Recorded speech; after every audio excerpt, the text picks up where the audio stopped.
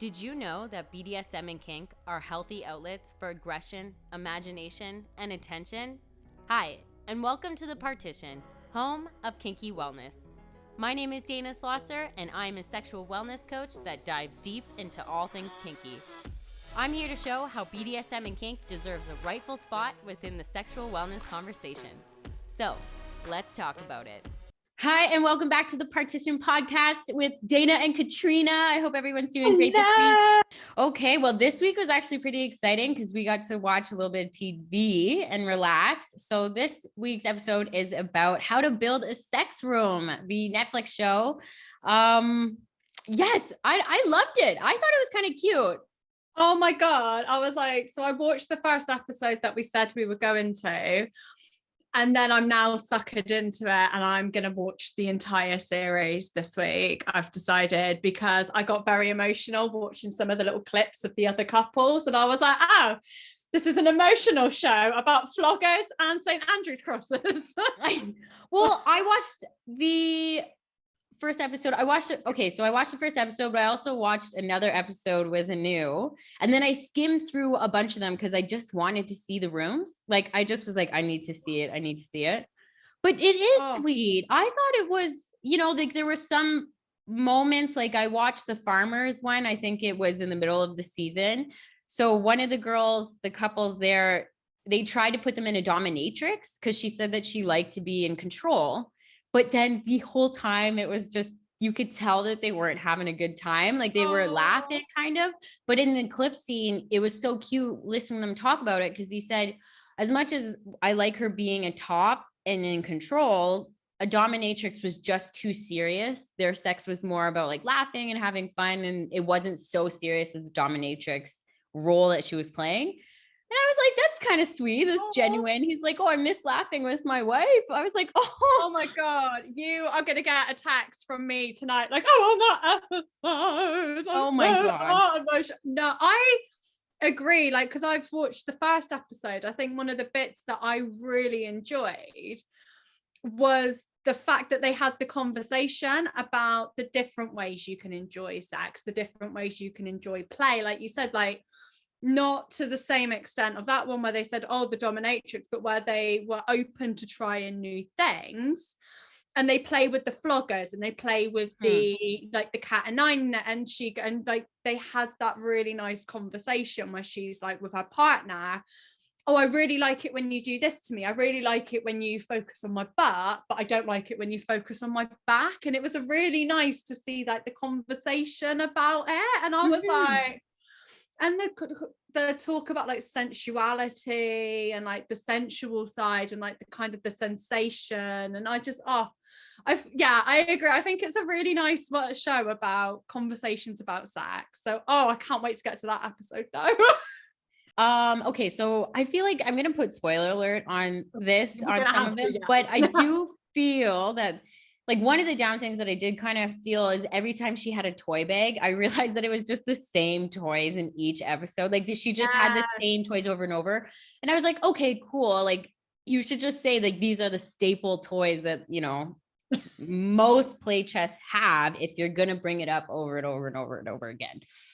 I agree. I also thought with that one, I don't know about how you felt with it, but when they were doing that kind of conversation where she starts bringing the stuff out, I thought it would have been more nicer for especially the couples that do more BDSM and do more play side instead of just having missionary sex. It should have been about what they've already got, like, how can I build this room around that, because then you would have seen their likes more. Actually, to your point, you're absolutely right, because the episode that I watched, she literally is pulling stuff out and the girl kept being like, I own that. I have that. I own that. I have that corset. I have that toy. I have tried this. And it was one of those things, like, I know it's a show, but I kind of felt in that episode, they did not do their research at all, like about their couple. I was like, how are they striking out this hard on this show like this? I don't know. Yeah, because I understand where the couple are going, we know that we want to try this, however we don't really know where to start. I was like, I do understand going, okay, well obviously you're not going to expect them to have like a play chest ready to go, like the second couple with the jazz singer and the really like serious guy. With them ones where they've even said themselves, like, you know, we're into sensuality, but we've not really tried much. I understand they wouldn't have anything. So you're going to sit there and go, okay, well, these are some of the, like you said, these are the staples of what you would normally find. But even with the first couple where they've said, we like this type of stuff, I like anal play, I like clitoral play, they've already got an idea of what they like and what they wanted. So it would have been nice to have seen that kind of personal touch of seeing what each of the couples were going, well, this is what we want you to build around these types of kinks or these likes, and kind of that kind of idea. So I was a bit like, but I do agree. Although, can I just say, when in that first episode with where they do the flogger class, I was obsessed with the rainbow flogger the guy had, like the gay guy had in the class. I was like, I need it now. Okay, so I was watching that and I felt like if I had just seen that clip, like especially when they were demonstrating it on the woman that had the nipple tassels, I was like, this is basically softcore porn. Like I could cut this out, and the way that they slow-mo it, like slow motion it down, I was like, this is fucking hilarious. Yes. Oh my god. And I liked when she told like the little bit about the St. Andrew's cross, where she kind of gives the little history of where the name comes from. And I was like, oh, I thought that was quite nice. So well, I do appreciate the tips. I do find that each episode had tips and certain stuff, like in the sense, like she said no carpets, and I laughed because I feel like more people really should also take that in consideration of like protecting your mattress, like any type of thing. And obviously, I don't know, I would never have a carpet in my room, but I would still have an area rug, you know, and it's easier to clean. I was like, because I was like, when I was doing my list of what I want in mine, as we will get into, I did have plush carpet, but I do see in the long run that is not a good idea. I had a plush carpet, like right off the bat. It's like, no carpet. Actually, I wanted carpet. Well, what else did you have in your room? Because I have some things, but I want to hear yours. Oh, so obviously the first one is like how the kind of theme that I wanted for it was where I wanted, and I got animal print with fairy lights because I feel like that just sets me up. That's so cute. Yes. But a bed, obviously I wanted like there's a shot in one of them where it's like a beautiful bed with this like the wooden behind, like the wooden paneling behind, and like the restraints and everything. Oh my gosh, that was the farmer's one that I watched. Oh my god, I can't wait because I was obsessed. No, that's cute. Like, that. I realized I don't want a lot of like the standing stuff. I'm very lazy is where I've come to realize this. I'm like, I like the idea of like, I do like a St. Andrew's cross. I thought that I was having a look at some of them today and I was like, ooh, stainless steel, yum, yum, yum. I'm all about aesthetic, mate. So I've said like a lot of restraints and kind of a sex swing, because I do like the idea of a partner that can like hold me and like do stuff. So yeah, that kind of stuff. And then a throne. I want a throne. Yes. I think I deserve one. And a mirror. I think that's where I've kind of gone with mine. And I liked the really cute, like the bondage chairs you can get. Yeah, the chaise lounger. Yeah, but I found one that has like restraints on it as well, and I kind of really liked that one, although I did see some of the ugliest looking sex furniture ever, and I have made a note of them. Yeah, that's where mine is more, I like the idea of restraint, and I like the idea of that kind of closeness and intimacy from still being on the bed together is where I've realized mine is. Yeah. I was the exact opposite, actually. I was like, okay, I need a bed for cuddles after, but I was like, more fucking standing furniture, chairs, the better. Like I was like one of those things. I feel like a bench and a chair would be like my main, and then the bed would be more like like aftercare area. Because I also would need like an ensuite. Like I love the room. They had one room with the bathroom on top that were attached to it. And it's just, it's a cleanup station. It doesn't have to be a full-blown 3-piece bathroom, but a sink is a good idea for sure. Yes. Although I like the walk-in showers that I saw in a few of them as well. I really like, especially if it's been quite an intense scene, it's having that wash up area, but also you haven't, if you're, if you've been tied down, you haven't got to try and get your legs in as you're into like the bath as you're trying. Well, things that I didn't like that would never work for me in a sex room is the fact that in episode 1, they have to go down the stairs. I don't like that. I would not go downstairs because a lot of times I wear heels, you know what I mean? And when you come into the room, and I was thinking to myself, my shoes would never be able to handle that. And it would be the most unsexy entrance trying to get down there like that. I would be like, no, I'm expecting a hidden, like through a closet, through my back, like through my own bedroom though. It would be connected so close to me. I think I wouldn't want it super far away. I wouldn't want it that close to the kitchen. No. Don't get me wrong. I understand why they had it there and it was a good idea. It was a space they already had. Yes. But that whole, like the journey to it would just really annoy me. I'd be like, by the time I got there, I'm done. Yeah. But those stairs. Okay. So I used to live in the Netherlands quite a few years ago. The last place I lived in, Dutch houses are really, really steep. So they build up, not out. Mm-hmm. The stairs, so where I was on the shower was in the top floor and the staircase, and you had to go up these stairs. It was the exact same type of stairs. I fell down them about 4 times in the entire, like we all fell off those stairs at some point. I agree with you. I was sat watching it and I was like, flashbacks.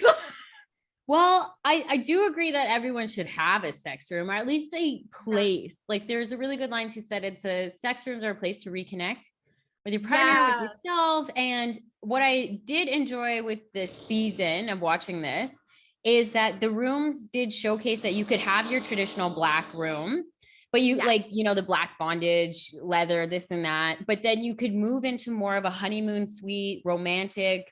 And yes, it's just whatever that connection is. Why not? Like whatever space makes you aroused or relaxed, whatever the case may be. I agree, because I did laugh at her quote when she's talking about people's views of like, oh, everybody's got this idea and dungeons are like dirty and this and that, and I was like, I have never seen a dungeon or a sex room that doesn't look opulent. I'm sorry, I haven't. Maybe I'm just very lucky. I've never seen anyone that looks dingy. But I don't think I've ever, if you have a sex room, I really believe that if you have taken the effort to create a sex room or a space, I do feel that people take pride in it to keep it clean. I find it weird when I hear like people might think that sex places are dirty, because I've never actually heard anyone say that, but I hear that there are misconceptions of it. But I'm like, from who? Like the dirty rooms that I find are people who don't even consider sex an element of their life, like something they should even take care of. Like their room is disgusting. They don't care. Like just from my own experience.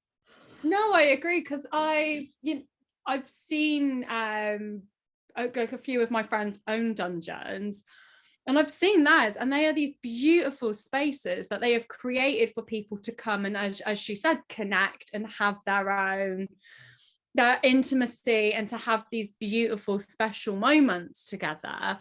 Yeah. That I was like, but I think the misconceptions don't come from, I think it either comes from porn, where you see like the hardcore, slightly snuff looking movies that kind of, and then you're like, or movies and TV series where the element of sex and the element of BDSM is to make it look as scary and as threatening as possible. True. Does that make sense? So I think, in the sense that they just want to like pigeonhole what this could look like, but it's not that at all. Yeah, it's always to the extremes.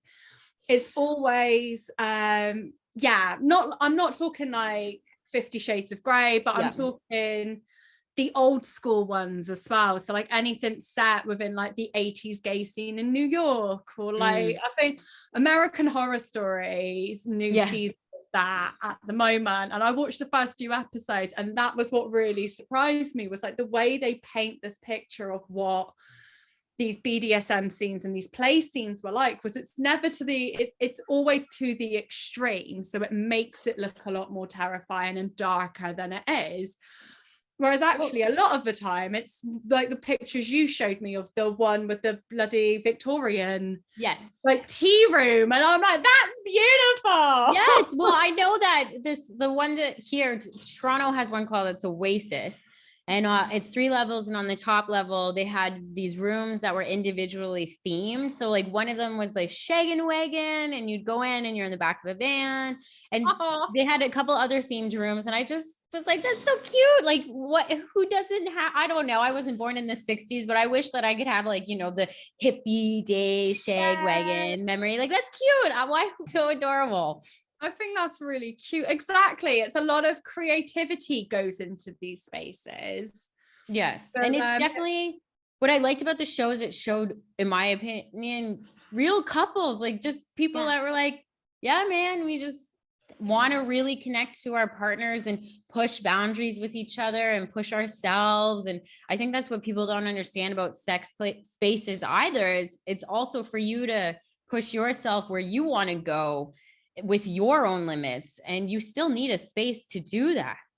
Like there's still like a gym for working out, there's still a dance studio to dance it out. Like it's the same element, same thought process. I think it goes behind building your own sex room. Exactly. And I did like that this idea of a sex room wasn't just about, and this idea of play as well wasn't just about you're into kink and BDSM. It was like you said, it's for everybody. It was, you know, you've got the people who want to try new things, you've got the people who are into BDSM and dominance play, you've got the people who are into sensation and sensuality and just wanting to reconnect. I was like, I really like that she took all the elements, the different elements of intimacy and the different elements of the types of play that you can have within these spaces, and showed you how you can create them at home almost. Kind of, it is an interior design show as well. And I think that's where a lot of criticism, because I did see there was some criticism about I was going to ask what the criticisms were. So I think a lot of the criticism came from the fact that people were complaining that it's not like the way they're talking about BDSM, the way they talk about sex isn't necessarily the most polished, it isn't the most educational kind of show. And I'm like, but you have to remember, it's an interior design show, it's not a sex education show. It's a show, end of story. It's a show. Like there's no way, I don't understand why people think that shows need to educate them. Go to an educator. That's fucking stupid. Exactly. I was the same, because I watched it, and I watched it with kind of expecting to come out of it being like, oh, that was really cringe. Or me and you having this episode where you go, I hated it, like it was nothing like what, and we've both come out of this going, it was a really heartwarming little show. I thought it was a cute little show. I just thought, I absolutely love her space.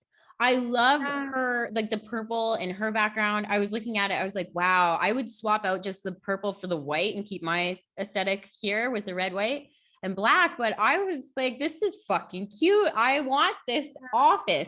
Of course, I find it hilarious. I did do a little research. So in the sense that the show is filmed in Denver, Colorado. Meanwhile, we had this little British person with this accent talking to us in Denver. And I thought that was funny. I was like, why do they always take someone with an accent with these shows when they're filmed in America? Like, it's so funny. I agree, but it's because they said, oh, Mary Poppins of sex rooms. And I was like, oh, okay. And then I could hear her voice, and I was sat there, I get it now. I get it. Right. It's because she's British. But also, it is always, I think it's also, from what I've seen anyway, Americans love British people talking about sex because they assume we still have very conservative Victorian values. Yes. I think that people also, I think honestly, people are just so dumb that I believe in the meme that Americans, when they hear your British accent, they just think you're smarter than them, like in some way. Like I really Right. believe in that meme. Because it's just why there's got to be something to it. They're always picked, always. Yeah, So, I think, what is it? They think Canadians with your Canadian accent are nice, and then they think British people are all Bridgerton and like highly educated. And I'm sat there going, yeah, it's because you listen to London accents. Where I'm from Plymouth. Like, we do not sound like that. I am from the Southwest. In fact, I would have loved it even more if they had got like a Liverpoolian lady or a Southwest Bristolian Somerset lady with a little accent being like, "Here, love, what do you think of this?" and showing a backpack. Well, that's the thing. Like, it's just, even like the toys that she used, like the butt plugs, the straps and stuff like that. Every time it was like, oh, look at this, use this. And the criticism, right, to thinking of your point, is it could have been a little bit more personalized. Yes. Yeah, for sure. And because you could have taken the opportunity in these, it's a show, right? So everything's planned out. Like, you could have picked elements of sex rooms to focus on in each episode. But but now hearing it is more of an interior design show. It is an interior design show. It just happens to be sex rooms. And I think people are looking at it being like, oh, there's sex involved, I'm going to learn something. And you might learn a tip or two there, but in the same breath, like, it's, I guess, the basics on certain stuff. It was pretty non as spicy as I thought it was going to be. It was pretty chill. It wasn't as as you kind of, I think, Pete, because I saw it come up on my Netflix and I was like, oh, okay.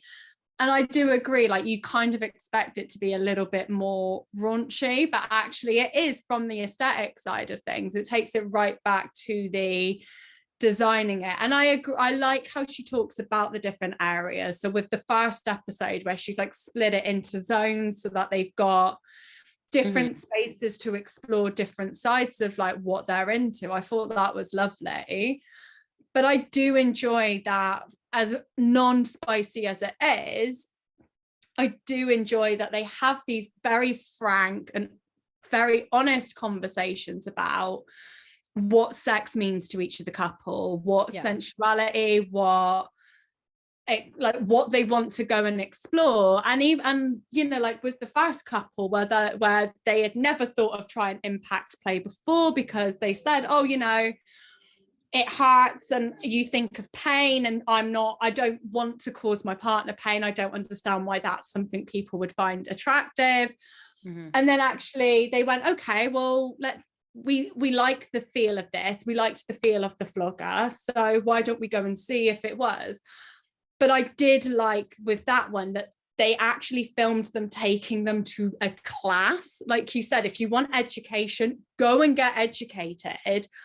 Rather than, you know, it could have been a very different one where they've gone, oh, I like this, and suddenly there's no conversation. It's just a St. Andrew's cross is put up, and then a load of different floggers and paddles are just left in a room.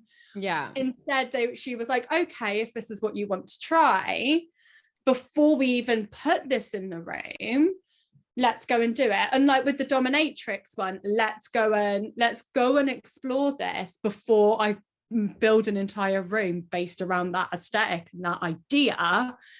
And then it's not something you're going to want. Well, yeah, exactly. Actually, one other point that before we move on too quick about the farmer one, he said something about that he's not a sub, but he likes doing what he's told, which is basically this, like, the reason that he gave is basically the definition of being a sub. And I found it interesting that I think that people have a hard time saying that that's the role that they like. I don't think that he's the first one or the last one to say that. I found that interesting, how difficult it was for him to say that he generally does enjoy being in a sub position, because that's how I kind of viewed it. But I don't know, like, I don't really have anything more to that point other than the fact of, like, people really need to be okay with letting go of the control. Like, if that's the name that you like being, just what is the problem? If you like being that, then just accept that. Like, you don't have to keep fighting it so much in your head. I agree. I think as well, and maybe this is me, and maybe this is just the conversations I see, and even when I'm over here, like when I'm looking at potential clients to kind of reach out to, the kind of workshops that I'm seeing is they do put a lot more focus on tapping into your dominant side and being a dom than there is on being a sub. And yeah, it's almost like there is still a kind of like not a shame, but there is almost a kind of, oh no, we don't really talk about that, we enjoy that, especially from a male perspective, maybe, because I think when people think of sub, they think of what they do, think girl, they think feminine, and they think I think a lot of people also assume like very young, and it's like, well, no, anybody, if that is what you enjoy, should go and try it. I would like to try switch when I do, as my resolutions are trying BDSM. I think I would go in as a switch and then kind of try both sides before I completely put myself in one box or the other. Yeah, and even that you don't even need to, which is the great thing. Like you can just continue to be a switch if you like both sides. Exactly, because there's sometimes where I like the idea of being in control. Like I want a throne and I need a plush carpet area, because I don't like the idea of puppy play. Like the masks themselves really do freak me out, I'm not gonna lie, but I do like the idea of bossing around a really hot like butch woman with a lead and like having her crawl behind me. I love the idea of that. Yes. But at the same time, I love the idea of being restrained and having the control taken from me. Don't like blindfolds. I don't like not seeing what somebody is going to do to me though. So interesting. Okay, that's cool. Yeah, it's a real, I'm like, I need to know what you're going to do, and I need to be able to see what you're going to do. Maybe that's why I'm not into like the tables and stuff like that, because the idea is you're bent over them. Yeah, that's true. Maybe this show is educational. Well, the puppy masks, I feel like I see them everywhere, but they're hilarious because they're on AliExpress and Wish. And I was looking at this episode and I was like, that's off AliExpress. That's Wish. AliExpress, Wish, AliExpress. Because like, again, with the Shopify account, I saw so much, like 99% of the stuff you can find in a sex store here in at least Toronto, you can look at it and I'm like, AliExpress, Wish, AliExpress, Wish. Like even the big guys here, they're all drop shipping their stuff. It's it's the same over here. So I've just wrote a load of product descriptions for a sex toy company, and I did about 50 of them, and it is literally, it's like, I think it's called like white goods or like white good sex toys, where it is literally like they're just mass produced and it is all from the same kind of warehouse in China. yeah, that's it. You just need branding. Yeah, exactly. And that's what I provided, which, you know, was amazing. I had a great time. I had to do 50 different names based around mythology, but still, it is a really interesting one. When it's great. When they're up on the website, I'm sending them to you. Oh my goodness, best time. Okay, that's cool. That's so cool. But no, I completely agree with you. Where even like over here, we have Love Honey. And a lot of the others, it is like a lot of their stuff that is like their own packaging, or like Love Honey own, or a few of the others. It's because they are literally just shipping them in from the same place, probably the same place that Wish is coming from and the other place is coming from. Yeah. And yeah, no, I know, unless it's branded, especially things like leather goods and stuff like that, very rarely are they going to come from, like, unless you go to a specific leather goods supplier. Yeah. So what did you like? Like, I don't know, what did you like the most about the show?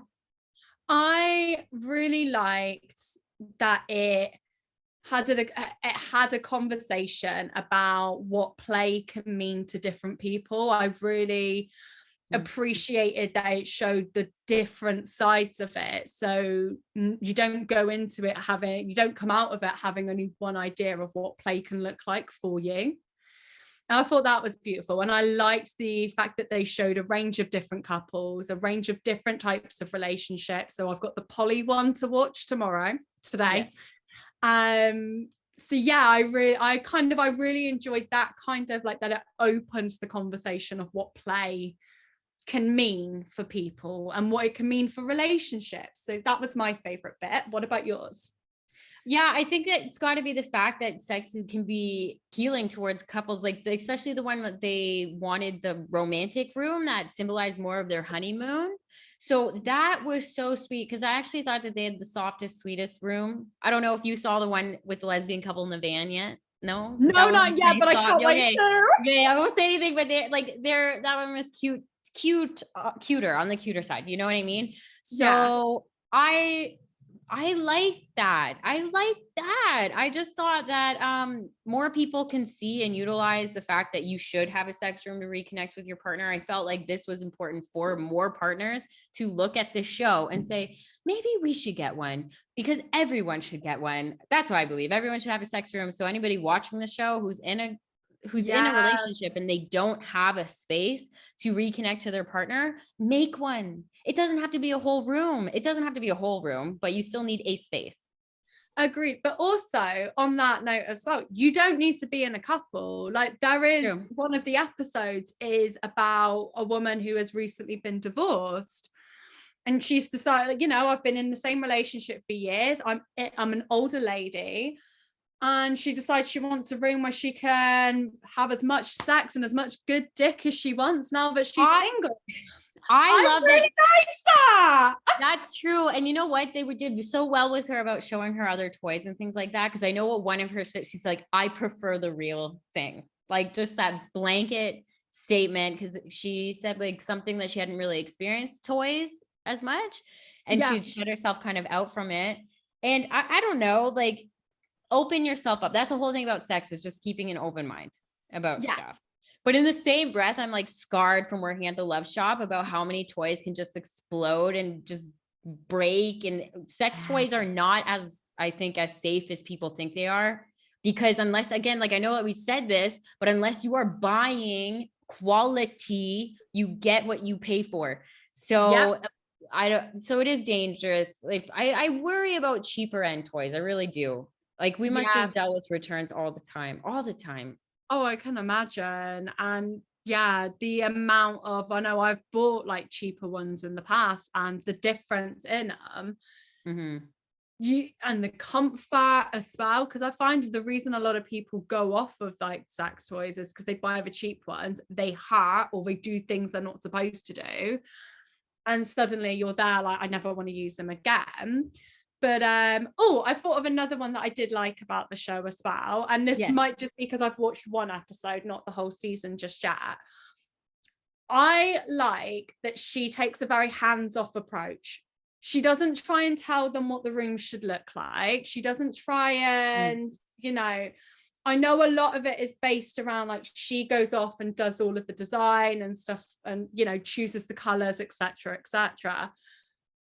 But I enjoyed that ultimately she is doing what they've said. They go, I want an area for this. I want an area for this. I like with the first one. Oh, I really like the brick. Okay, that's great. But what we're going to like, she makes it obviously look nice and look clean.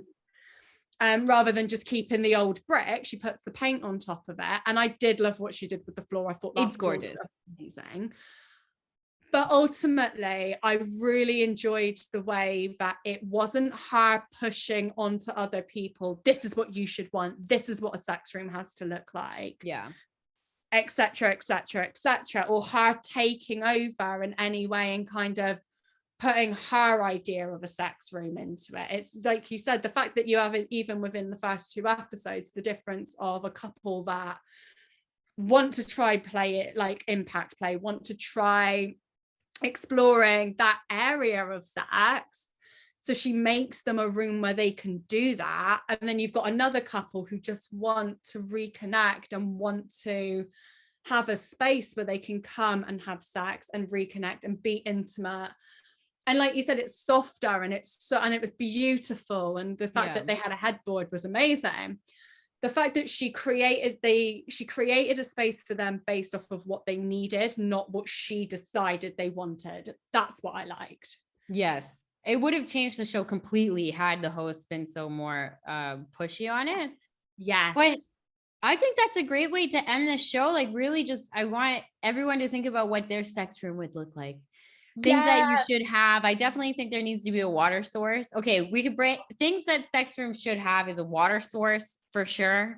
For me, what do I need to have? Like, I feel like I need to have a space for a spanking bench, like honestly, or some sort of thing to bend over. Like, I just like that.